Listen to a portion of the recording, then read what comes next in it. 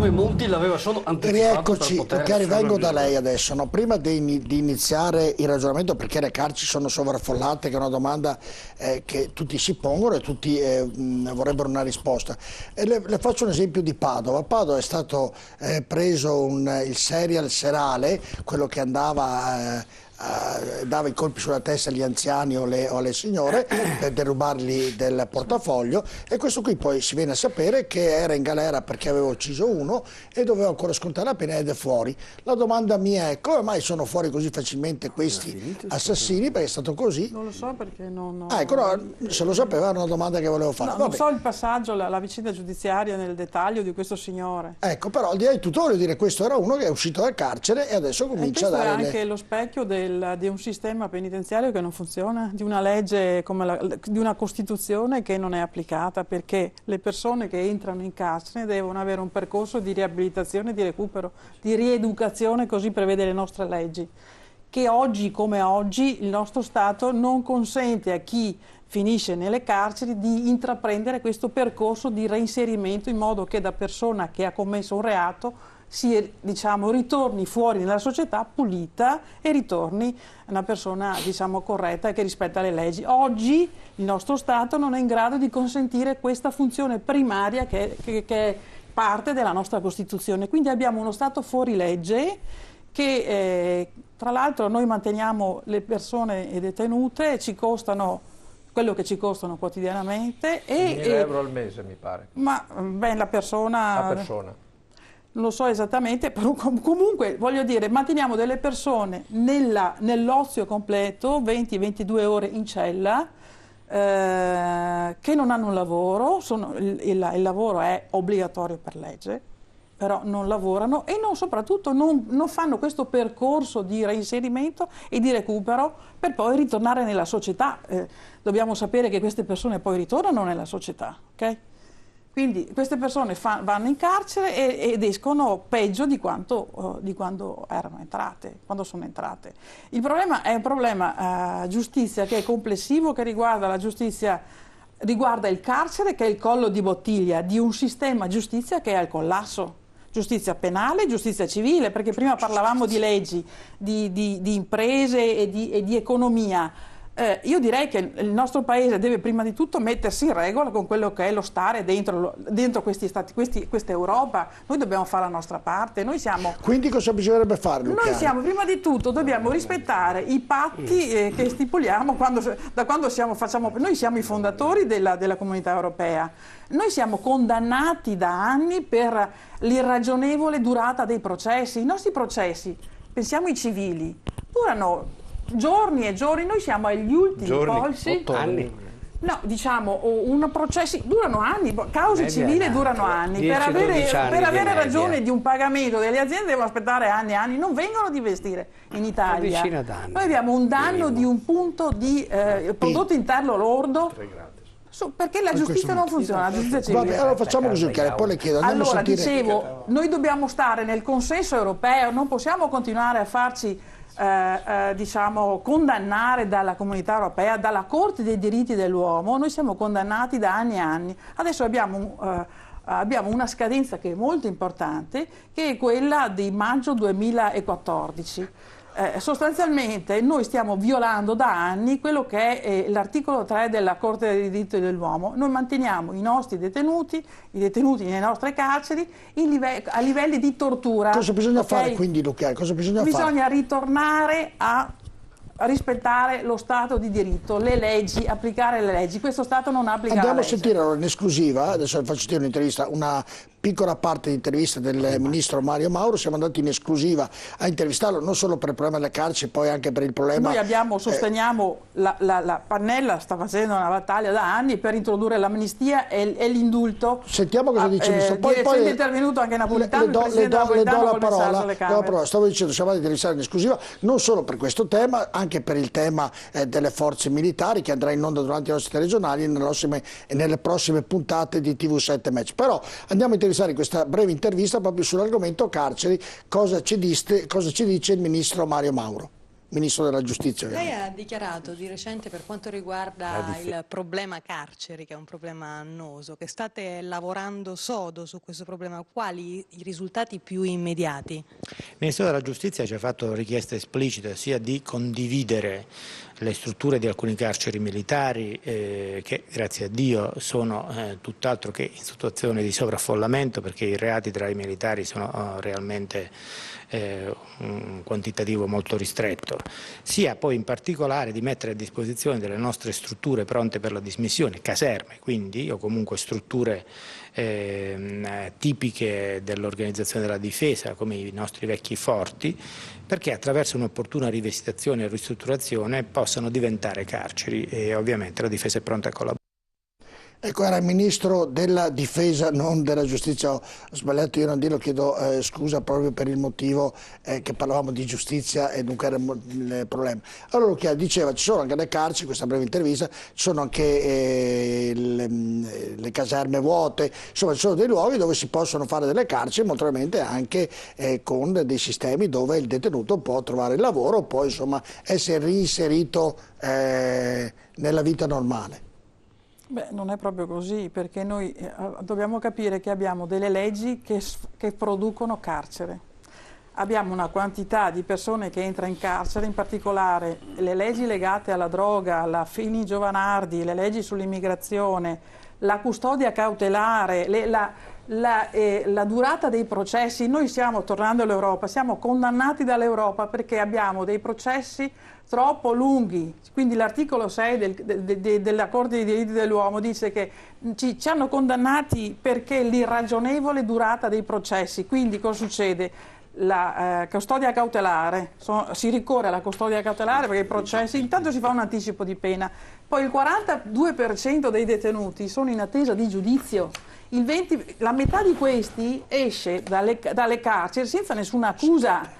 Cioè, voglio dire, ci sono persone che si fanno mesi, giorni di carcere, c'è un sistema ingolfato, tutta la questione della droga, dei tossicodipendenti, sono persone che non dovrebbero stare in carcere, cioè c'è un sistema di leggi che produce carcere, produce carcerizzazione, quindi bisogna intervenire a monte, bisogna intervenire a valle su questo processo, con questa situazione delle carceri che producono disumanità, tortura, perché l'Europa ci dice, la Corte dell'uomo ci dice che noi manteniamo i nostri detenuti in condizioni di tortura perché hanno meno di 3 metri quadrati di spazio.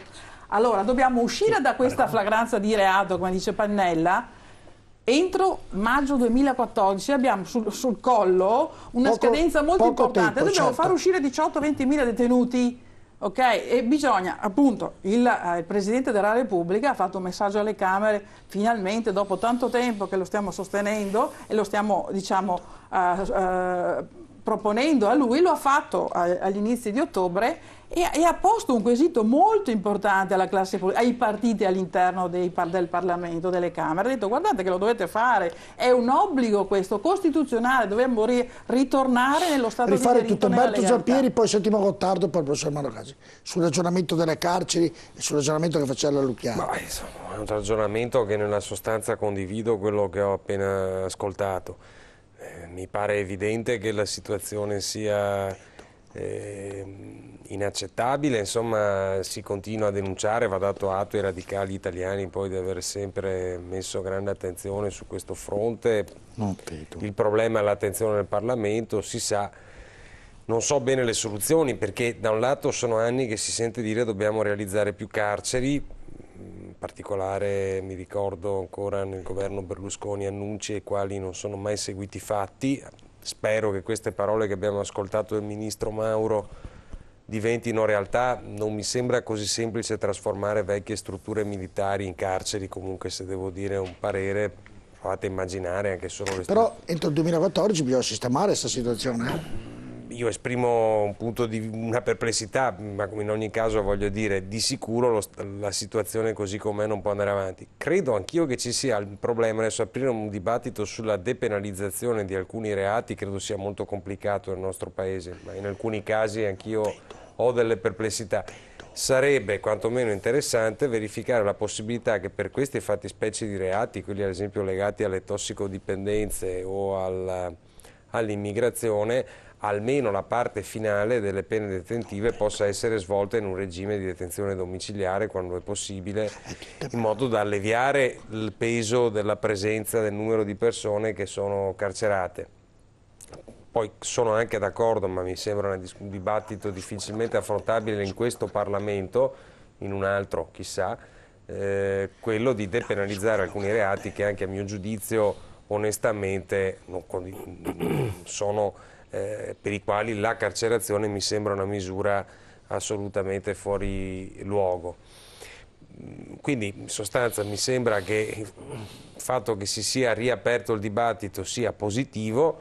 Come vedete poi è un dibattito molto complesso, perché quando il Presidente della Repubblica è intervenuto non ha trovato esattamente in Parlamento una situazione fluida dove la proposta di indulto sia stata accolta. È un dibattito molto complesso, quindi l'impressione che ho io, insomma, è che convenga provare a puntare con decisione sull'ampliamento degli spazi per la detenzione e, ripeto, su forme alternative alla carcerazione per alcune ovviamente esclusivamente per alcune tipologie di reati. Gottardo, volevo solo aggiungere una cosa. Nel frattempo, avendo qualche problema tecnico, chiedo alla regia se può darmi lo studio su uno dei monitor grandi, prego. No, dicevo che è perentorio quello che sta dicendo Napolitano alla classe politica. Voglio dire, dice entro fra 200 giorni circa dovete togliere dagli istituti di pena circa 18-20.000 persone, Per cui lui dice amnistia, indulto, accompagnata dalla riforma del sistema penale, la riforma di alcune leggi che producono carcere, ma vanno di pari passo questa cosa qua, amnistia e indulto. Voglio ricordare che questa scadenza famosa del maggio 2014 è dovuta a una sentenza di alcuni detenuti che hanno fatto ricorso alla Corte dei diritti dell'uomo dicendo che appunto e hanno vinto questo ricorso e praticamente lo Stato italiano 7 detenuti riceveranno 100.000 euro. Allora, perché? Perché hanno vissuto e vivono all'interno di celle che hanno meno di 3 metri quadrati. Potete immaginare cosa succede? Stanno arrivando ricorsi, centinaia e centinaia di ricorsi. Cosa succederà per lo Stato italiano quando tutte queste persone vorranno il risarcimento del danno? Cioè sarà un costo enorme per lo Stato italiano. Nell'argomento carcere ritorneremo, faremo delle trasmissioni, ovviamente oggi era un po' di antipasto visto gli argomenti della serata, e poi ci ritorneremo. Voglio fare una battuta prima di dire una cosa un po' più seria. Una volta il ministero chiamava Ministero di Grazia e Giustizia, nel senso che solo uno Stato forte può concedere poi anche le amnistie e così via, quando invece lo Stato e la politica è in una situazione di sfilacciamento totale non è capace di fare niente, non solo non è capace di fare la giustizia, ma ancora meno la grazia. Non si fa la grazia e non si fa neanche, perché non si fa neanche la giustizia, ecco, non c'è, adesso il Ministero si chiama solo della giustizia, ma storicamente le cose andavano sempre assieme. Lo sfilacciamento generale della politica una cosa che invece io mi chiedo, e lo dico sempre ai miei colleghi che sono in carica come parlamentari, dico: ma perché non proseguite una linea, e qui deve muoversi anche la Bonino oltre che il governo o gli altri ministeri, quello della giustizia per primis, negli accordi bilaterali con gli stati per lo scambio ognuno le carceri se le faccia in Marocco, perché deve fare in Italia?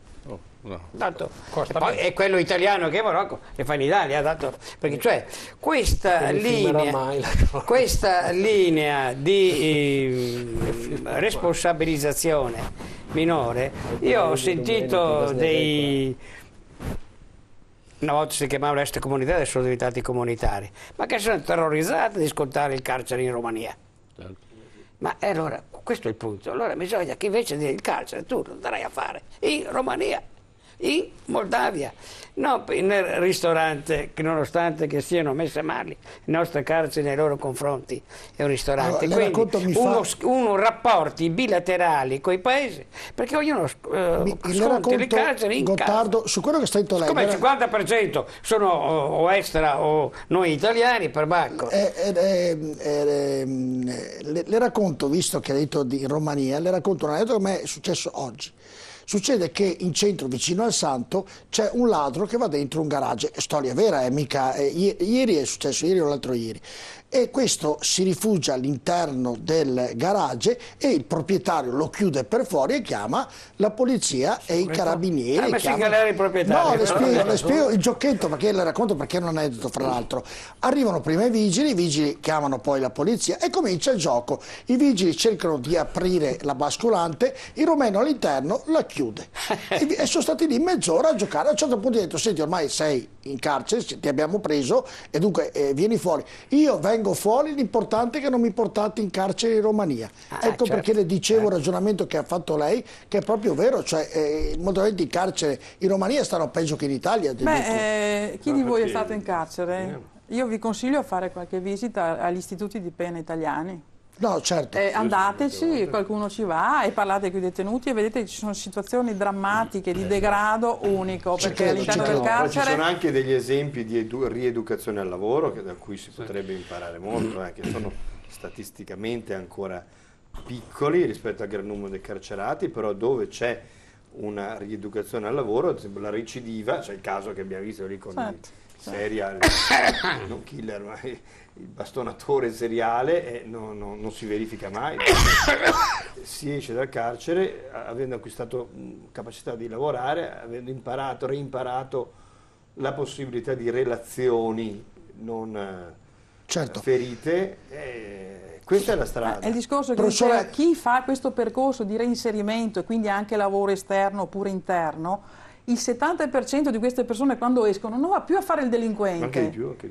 Anche di più del 70%, e sono dati statistici, mentre chi espia la propria pena sempre nel carcere, senza lavoro, senza percorsi quando di recupero, esce diventa più delinquente quello di nuovo torna a delinquere, quindi non ci conviene a noi italiani mantenere sul ragionamento delle carceri, sovraffollamento delle carceri. C'è un concetto vecchio della pena, troppo vecchio. Alcuni stati sono riusciti ad andare avanti, parlo la Svizzera, la Svezia, eccetera, perché io compio un reato, quindi devo andare in quel posto lì, e vale per tutti. Poi l'unica differenza è la durata, più lungo o più corto, ma non è così, perché ci sono dei reati, come si diceva prima, di droga piuttosto che altre cose, dove si devono creare non delle carceri, ma dei luoghi di reinserimento, dove è vero che non è sufficiente che si attivi lo Stato e rimetta in funzione le caserme,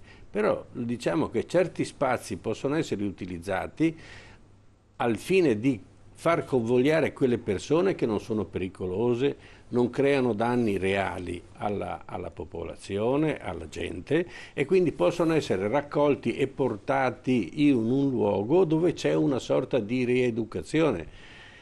Uno di queste sono le famose comunità, ma le comunità sono particolarmente dedicate a un determinato tipo di attività di rieducativa. Bisogna aumentare questa capacità dello Stato nella rieducazione. Io vorrei far memoria però che di carceri noi ne abbiamo costruite una montagna di carceri, in realtà poi non sono funzionanti. Non so se avete avuto modo di vedere qualche servizio, per esempio in televisione, sulle carceri che sono state costruite. Le famose carceri d'oro. Le famose carceri d'oro. Sì, ma non so se avete visto, sono crollanti. E non so se avete notato che non sono carceri, sono scenografie. In cartongesso, hanno fatto i muri in cartongesso, li hanno inaugurati e poi sono andati via ed è crollato tutto. Cioè non sono carceri d'oro, dice, va bene, sono costati come le ferrovie. Sono anche evasi nel frattempo. No, non ci poteva mettere nessuno perché non c'era sicurezza. Non ci sono mai entrati. Ci sono padiglioni chiusi. Ma perché non sono funzionanti? Non è una costruzione che adempie al compito della custodia. Ci vogliono gli agenti, ci vuole personale, non c'è personale. Dovremmo anche qui fare un discorso agli italiani di pura verità. Un carcerato costa 6.000 euro il mese, tutto compreso.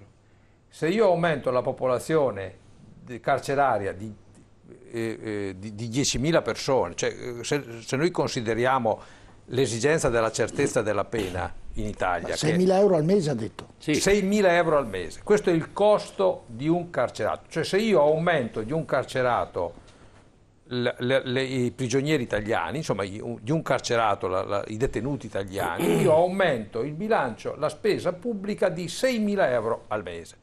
Allora, per quale ragione? Ovviamente perché lo devo vigilare, lo devo tenere in una struttura, gli devo dare da mangiare, cioè tutto l'insieme, no? Perché quello non è che quello deve essere vigilato 24 ore su 24, quindi ci sono 3 persone che si danno i turni, cioè tutto quello che volete. Sono 6.000 euro al mese. Allora, quando si dice in Italia certezza della pena, perché anche qui i politici fanno demagogia ed è veramente fastidioso. Certezza della pena vuol dire che tu mi dici quanti soldi stanzi per dare la certezza della pena, sapendo che devi spendere per ogni persona a cui gli dici tu certamente sconti la pena 6.000 euro al mese. Diversamente devi trovare dei sistemi alternativi. È un tema che sicuramente tratteremo ancora perché certezza è importante. Ripeto, è un'anticipazione, un antipasto in questa mezz'oretta che ne abbiamo parlato, però ritratteremo nella prossima puntata il tema delle carceri e le rinviteremo e cercheremo di approfondirlo in maniera... Ricordo che il carcere è il collo di bottiglia del sistema giustizia che non funziona, che è il collasso